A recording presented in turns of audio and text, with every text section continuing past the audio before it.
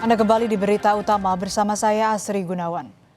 Gelap mata ingin menguasai harta benda, seorang cucu di Banyumas, Jawa Tengah tega membunuh neneknya sendiri. Seolah tak puas menghabisi nyawa neneknya, pelaku juga membunuh selingkuhannya. Pelaku yang diketahui sudah berkeluarga dan memiliki 2 anak ini kini harus berurusan dengan hukum. Mendekam di balik jeruji besi, hukuman berat menanti.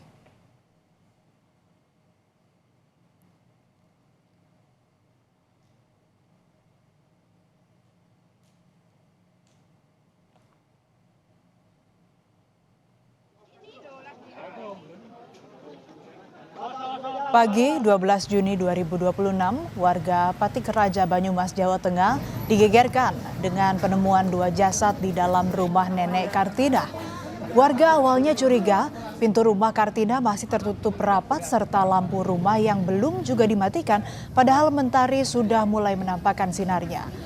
Kecurigaan warga semakin menjadi kala mengintip dari jendela ada sesosok pria tengah tidur di dalam rumah. Pria yang diketahui merupakan cucu Kartina tampak gelagapan kala ditanya keberadaan sang nenek.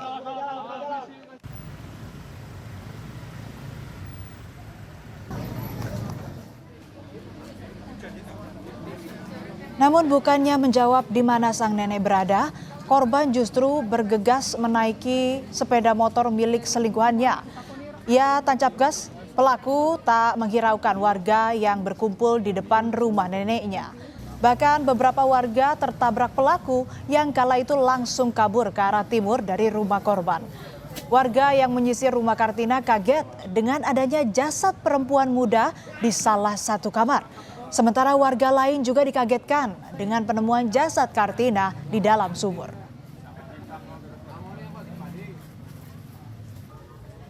Itu ada warga, anaknya datang, biasanya kan kodenya sudah dibuka, tapi ini belum sama sekali, jadinya diintip. Ternyata di dalam tuh ada Mas Doni.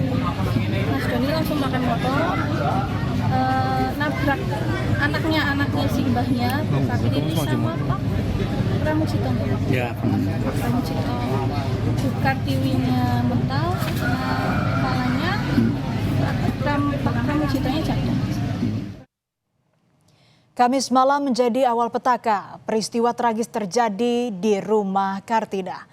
Doni mendatangi rumah Kartina saat dirinya akan melaksanakan sholat Isya. Kedatangan Doni, cucunya sendiri, justru menjadi hari terakhir bagi Kartina melihat dunia. Doni meminjam uang pada Kartina, namun bukannya diberi. Doni justru dimaki dan ditagih utang oleh Kartina.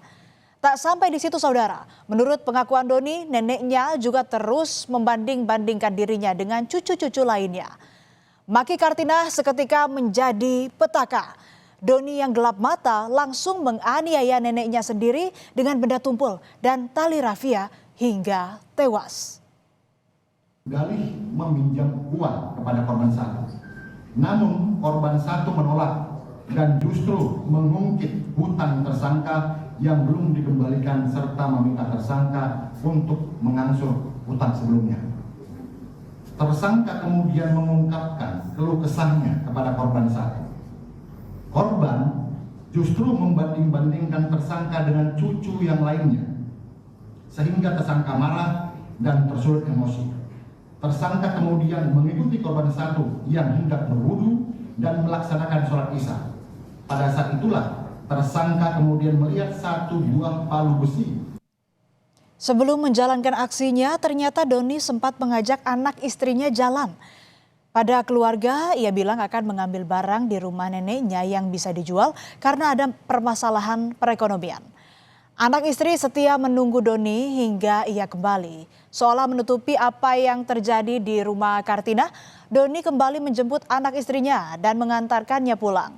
Uang yang ia dapat dari rumah neneknya sebagian dipakai untuk membayar permainan anaknya. Di sebuah warung milik temannya, Doni menitipkan anak dan istrinya. Ia beranjak pergi meninggalkan keluarga yang penuh harap padanya. Usai meninggalkan anak istrinya, pelaku Doni langsung bertemu dengan selingkuhannya AA. Dengan menggunakan motor milik AA, mereka berkeliling hingga ke Baturaden. Usai dari Baturaden, Doni mengajak AA tersebut ke rumah Nenek Kartina dengan dalih akan mengenalkan pada orang tuanya. Di sana mereka menginap. Jumat dini hari saat keduanya tengah asik menonton TV bersama, AA merasa curiga melihat ada sepasang kaki terbujur di atas sejadah. Lantas AA pun bertanya mengenai sosok tersebut ke Doni. Doni yang takut aksinya ketahuan langsung menganiaya AA hingga tewas dengan benda tumpul dan tali rafia.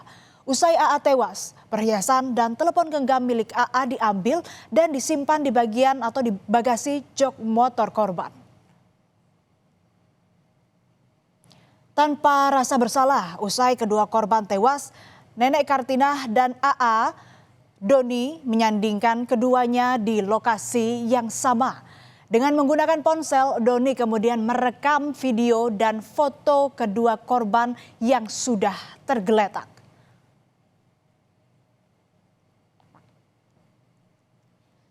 Setelah dua peristiwa tragis di rumah Kartina, Doni berusaha menghilangkan jejak pembunuhan. Lantai rumah yang penuh dengan bercak darah dibersihkannya. Setiap sudut rumah yang terkait dengan aksi kejinya tersebut, saudara, dibersihkan dengan menggunakan cairan pembersih lantai. Kemudian merekam video kondisi kedua korban menggunakan handphone. Tersangka kemudian berusaha menghilangkan jejak kejahatannya dengan mengepel lantai yang berlumuran darah menggunakan ember dan cairan pembersih lantai. Jasad selingkuhan Doni, AA, dibiarkan di dalam rumah dalam kondisi mengenaskan. Sementara jasad Nenek Kartina ia bawa ke belakang rumah dan dimasukkan ke dalam sumur. Setelah tuntas melakukan aksi kejinya itu, Doni langsung tertidur di rumah seolah tak berbuat salah. Lampu rumah tetap menyala, pintu rumah juga tertutup rapat. Sementara sumur yang digunakan untuk membuang jasad Nenek Kartina, ia biarkan terbuka lebar. Tak berselang lama pelaku akhirnya ditangkap jajaran Satreskrim Polresta Banyumas. Ia ditangkap di tempat persembunyiannya di wilayah Banjarnegara usai membunuh nenek dan teman dekatnya di desa Patik Raja, Banyumas, Jawa Tengah. Motif pembunuhan pun terungkap. Pelaku tega membunuh sang nenek karena sakit hati saat disinggung terkait masalah hutang.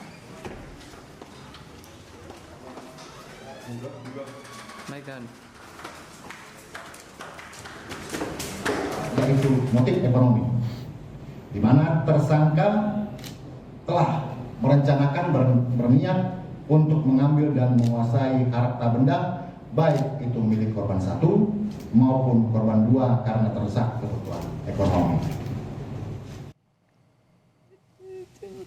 Suasana duka tampak menyelimuti keluarga korban. Keluarga korban tak menyangka anaknya menjadi korban pembunuhan. Keluarga meminta pelaku dihukum mati. Kami menyamarkan keluarga korban karena korban masih di bawah umur.